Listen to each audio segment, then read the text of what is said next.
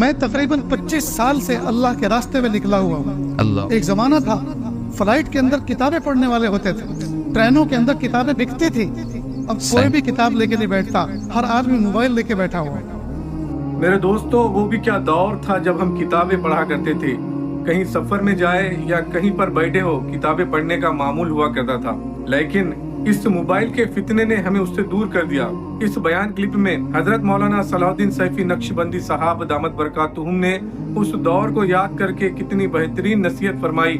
آئیے اس پورے بیان کو ہم حضرت ہی کے زبانی سنتے ہیں۔ میں تقریباً 25 سال سے اللہ کے راستے میں نکلا ہوا ہوں۔ اللہ اکبر۔ ہندوستان کے باہر کا ملکوں کا سفر ہوتا ہے، ہندوستان کی مختلف ریاستوں کا سفر ہوتا ہے۔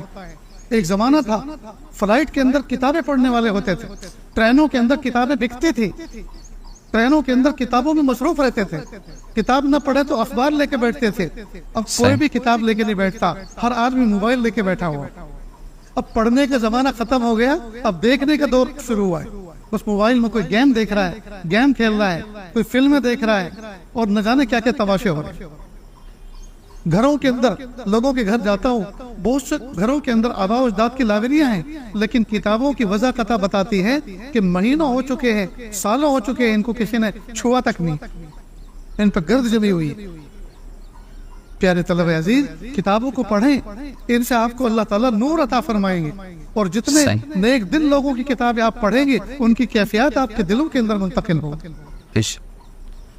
حضرت حسن بصری رحمۃ اللہ علیہ کا ملفوظ میں نے کسی جگہ پڑھا، وہ فرماتے ہیں قیامت کے دن اگر اللہ تعالیٰ نے مجھے اختیار دے دیا کہ یا تو آپ اپنا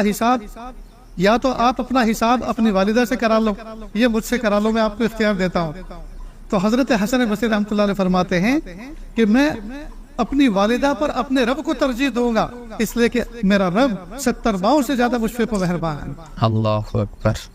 اب یہ کتاب پڑھ کر ہی تو ملفوظ ملا، بے شک یہ کتاب پڑھ کر ہی تو ملفوظ ملا، اور ملفوظ میں اللہ تعالیٰ کی ذات کے ساتھ محبت کیسی عجیب چھلک رہی، کیسی جھلک رہی۔ صحیح۔ پیارے طلبہ عزیز، آپ کتابیں پڑھیں گے، کئی مرتبہ ہمارے اسلاف نے راتوں کو کتابیں پڑھی، اور راتوں کو جب کتاب پڑھتے تھے تو کئی مرتبہ جھوم جاتے تھے اور کہتے تھے کہاں ہیں بادشاہ، کہاں ہے بادشاہ نواب لوگ، کہاں ہے مالدار لوگ، ان کو کہاں زندگی میں لطف مل رہا ہوگا جو کچھ ہمیں کتابیں پڑھنے میں مل رہا۔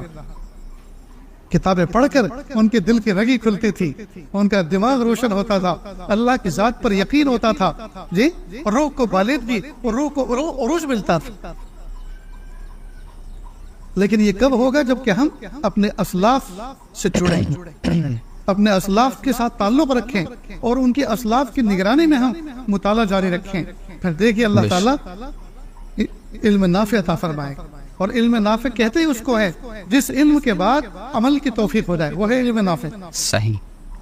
جس علم کے پڑھنے کے بعد عمل کی توفیق مل جائے، وہ علم نافع۔ ورنہ پھر معلومات ہیں، اور معلومات تو بہت سو کے پاس ہو سکتی، اصل تو معلومات کو ہم معمولات میں تبدیل کریں، جو کچھ پڑھا ہوا ہے اس کو عمل میں لائیں، یہ ہے ہمارا کمال۔